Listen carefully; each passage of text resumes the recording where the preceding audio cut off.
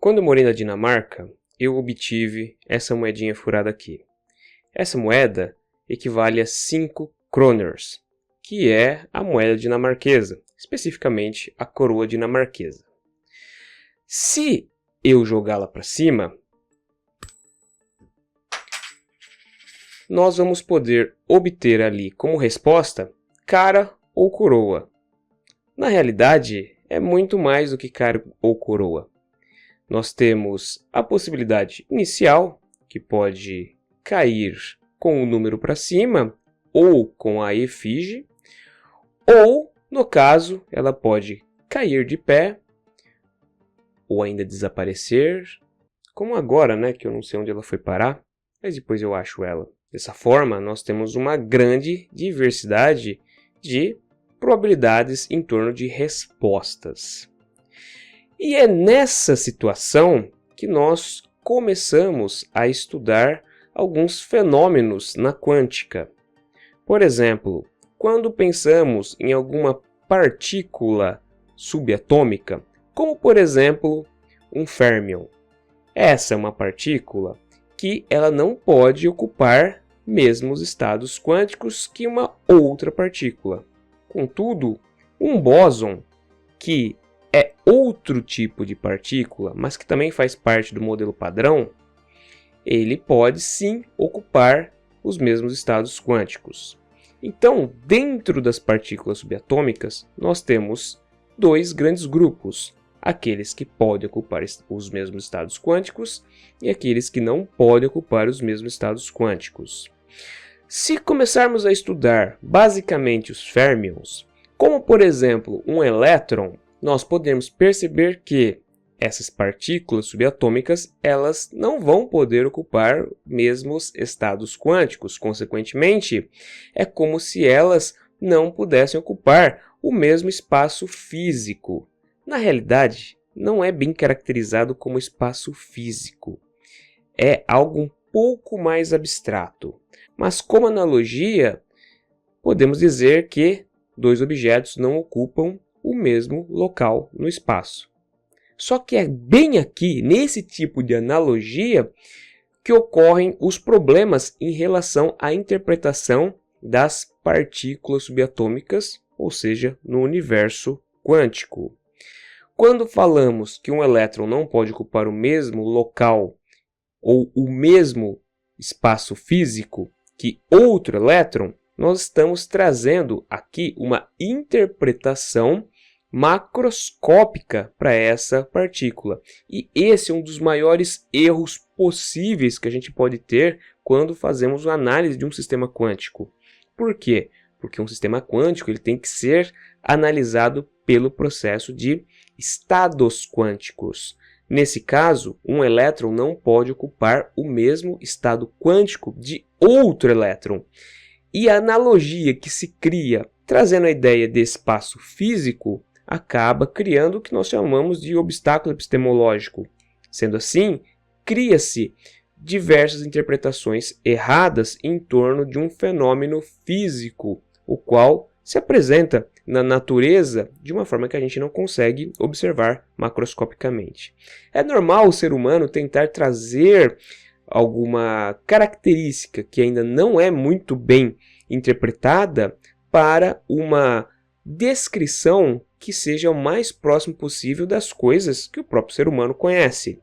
Por isso, é muito comum que, em diversos casos, a pareidolia seja um fenômeno que ocorra sempre que observamos, por exemplo, imagens diferentes ou até mesmo sombras sendo projetadas em relação, por exemplo, a uma rocha ou, por exemplo, a um terreno.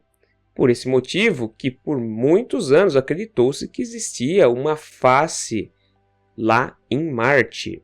Hoje sabemos que o que aconteceu ali foi um efeito luminoso. Então a sombra produzida sobre aquela rocha fazia com que fosse possível ali ter a descrição muito próxima de um rosto. E aí que existe esse problema, porque sempre que vamos fazer uma análise, sempre trazemos características para tudo aquilo que nós entendemos. É a mesma coisa que acontece com a ideia de estados quânticos. Eles não necessariamente se caracterizam com espaço físico, eles são muito mais abstratos. Como então podemos caracterizar um estado quântico? Basicamente, uma partícula como o elétron, ele tem ali pelo menos 4 designações que descrevem características como energia, posição, localização e até mesmo a ideia de giro. O primeiro número quântico, também conhecido como número quântico principal, ele vai caracterizar a energia que o elétron tem. Isso quer dizer o quê? Quer dizer a distância específica que essa partícula está em relação ao núcleo atômico. Quanto mais distante do núcleo atômico esse elétron está, maior é o valor da sua energia. Consequentemente, maior é o número que correlaciona o número quântico principal quando falamos em quântica. Sempre o valor do número quântico tem que ser um número inteiro, iniciando em 1.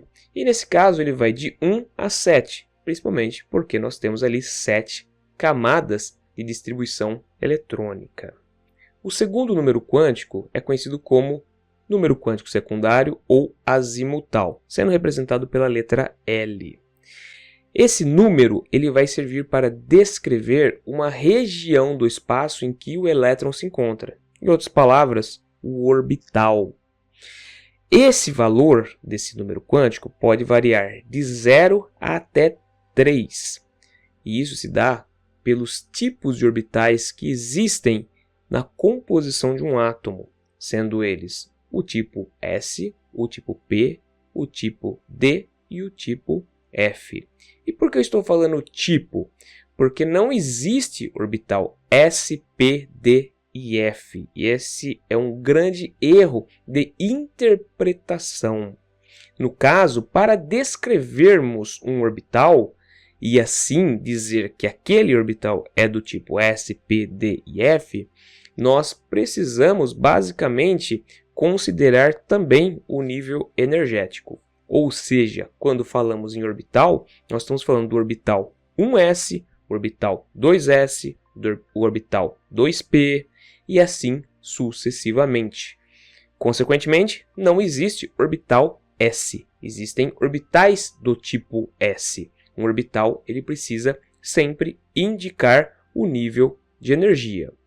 Mas nessa caracterização, nessa descrição, o orbital do tipo P, ele caracteriza o número quântico secundário 0, que corresponde a uma esfera.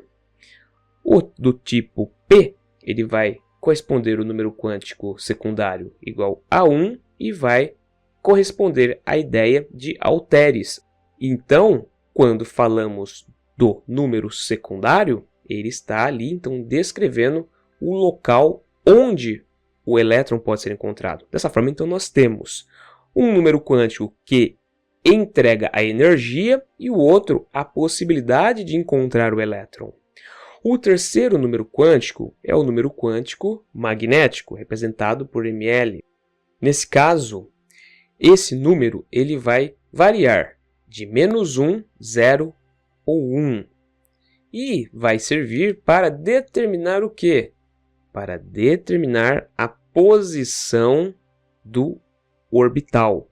Em outras palavras, a orientação do próprio orbital. Por exemplo, quando falamos nos orbitais do tipo P, como ocorre para o nível 2, onde nós temos 2px, 2py e 2pz. Nesse caso, esses orbitais eles vão se organizar em 3 eixos no espaço. Obviamente, o eixo x, y e z. E isso é muito importante porque conseguimos agora trazer uma noção de que esses orbitais, apesar de serem do mesmo tipo, eles são orbitais diferentes. E, por fim, chegamos no chamado número quântico de spin. Talvez seja o número quântico mais simples e mais descrito. Por quê? porque ele traz a ideia de que é um giro. Mas na realidade, o spin não se caracteriza como um giro do elétron, mas sim como uma forma da gente conseguir distinguir dois férmions em estados quânticos diferentes. Ou seja, é uma analogia, é uma forma de simplificar uma interpretação que é referente a um número quântico 100% quântico. Em outras palavras, é muito complexo a gente conseguir descrever isso. Por quê? Porque essa caracterização de spin é como se ela se distribuísse por cima do elétron como um todo. Então, dessa forma, quando falamos de spin, nós temos ali a possibilidade, no caso, para os elétrons, dele ser mais meio ou menos meio. E isso é extremamente importante. Por que isso? Porque isso possibilita que todos os outros números quânticos, ou seja, o principal, o azimutal e o magnético, possam ter números iguais. O que isso quer dizer? Quer dizer que nós podemos ter elétrons que se encontram num mesmo nível de energia, num mesmo tipo de orbital e que possuam uma mesma orientação espacial. Só que eles não podem ter mesmos números quânticos de spin.